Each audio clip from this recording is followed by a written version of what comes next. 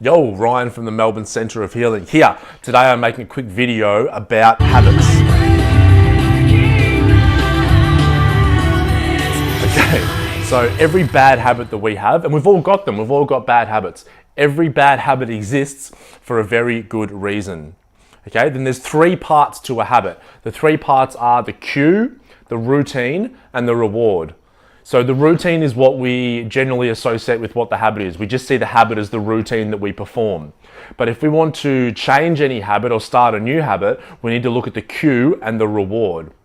So the cue is the trigger, and the reward is how our brain learns the pattern and makes it automatic. So we just do the habit without thinking. So I'll use an example. So say biting your nails, right? So how did biting your nails start? It generally starts like this. So at some point, maybe when you were younger, you felt some anxiety. Okay, something was happening, it was a bit fearful, and for whatever reason, might have been you had to get up and talk in front of the class at school. So while you were waiting for that, you felt anxiety, which sucks. No one likes feeling anxiety. So what happened, you started biting your nails a little bit, and because it was a distraction, gave you something to do with your hands, it may have alleviated that anxiety somewhat. So the reward was that slight alleviation of the anxiety. Okay, the trigger was anxiety. The actual behavior, the habit, the routine was biting your nails.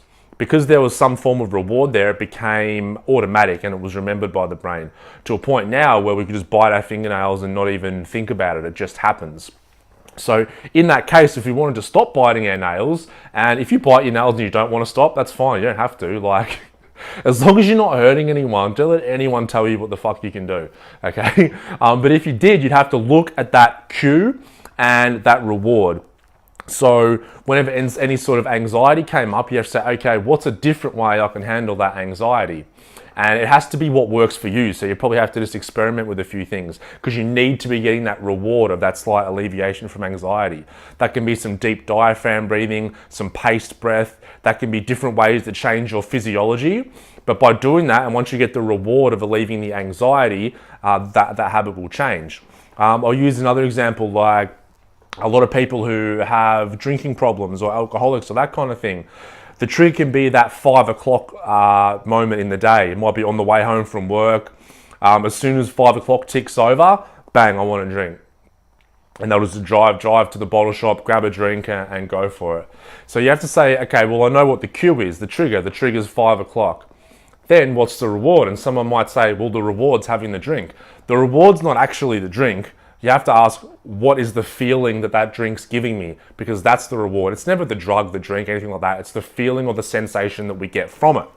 So if someone says, it can be different to everyone. It might calm someone, it might give someone confidence. Say if it gives someone confidence. So what their reward is the drink gives them confidence. That's great, because now we know what to work on.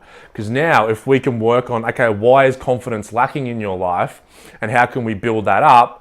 Then the reward is no longer required by alcohol. Because if you then go to work on your confidence naturally, it will change. Because what will happen, you'll get the cue again. So 5 o'clock, bang. And even though now you've built up your confidence, where you're very, very sure of yourself and very certain, it'll take once or maybe a couple of times for the behavior to change.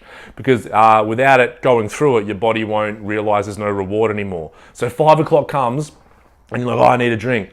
Then you go have the drink, whereas before there was a lack of confidence, the drink gave you confidence. Now you're confident already. So you probably have the drink, and we've had this with many clients, you have the drink and you're like, oh, I don't enjoy this anymore.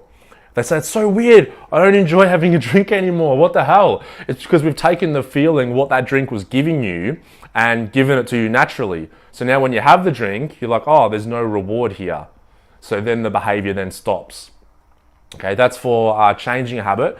And say we want to instill a habit. So let's just use exercising. So, okay, so you like, don't exercise, you're like, I want to start getting in a bit of shape. So how am I going to develop that habit? Start by picking the cue and picking the reward. So the cue might be, okay, I'm going to leave my running shoes next to my bed. So as soon as I get out of the bed in the morning, I see my running shoes. That's going to be my cue. What's the reward? This is different for everyone, and you might have to experiment with a couple, but just say the reward's going to be, So when I have that cue and I go for my run, I'm going to then go to my favorite cafe in the morning, and I have my favorite coffee, and I'm going to sit there with the paper for 10 minutes, and I'm going to really enjoy it. So then execute it. So try it for a couple of days, and then what you want to do, bring to mind your cue. So think of the running shoes, and you need to check then if you're craving to run. Okay, this is like a really good habit to get into. If you're not craving to run, then the reward's not strong enough. So then mix it up and try a different reward, and whatever it is works for you.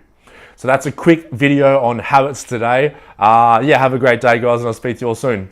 Peace.